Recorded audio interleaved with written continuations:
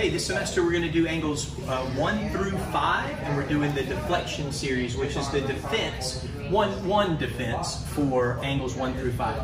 So we're going to review the angles 1 through 5 real quick. So angle 1, the stick in the right hand comes from the right side.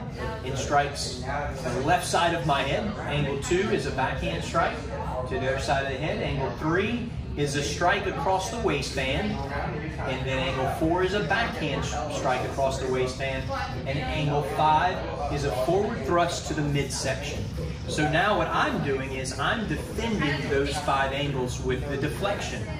So when he feeds the 1, as soon as the stick goes backwards, I'm going to move in for the deflection. If I wait until after he swings forward, I'm going to step into the power of the blow. So what I would rather do is think of a string attached to my head, and as soon as that stick goes back, my head goes with it. I'm going to step in towards the stick. I'm facing the stick. That way I've got more power here in my stance. Stick goes to stick to deflect and slow it down. Hand goes to hand. That's really what's doing the block. Now as he feeds an angle 2, I need to change my position. I don't want to deflect on the back side here. I do not have a good stance. So what I will do is turn and change my footing and get into a good solid position where I can go stick on stick to deflect, hand on hand to block. So that's my angle 1 and 2. Now angle 3, same thing will happen. I will reposition to face the stick, crossing my hands again, stick on stick, hand on hand, and I just need to drop my body a little bit lower to match this angle.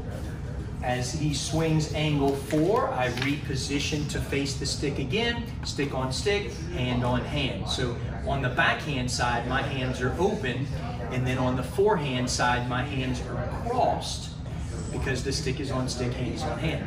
Now, as he feeds an angle 5, I can treat an angle 5 like a 3 or a 4, but because I'm in this position, I find it easier to rotate to the inside for my angle 5 deflection.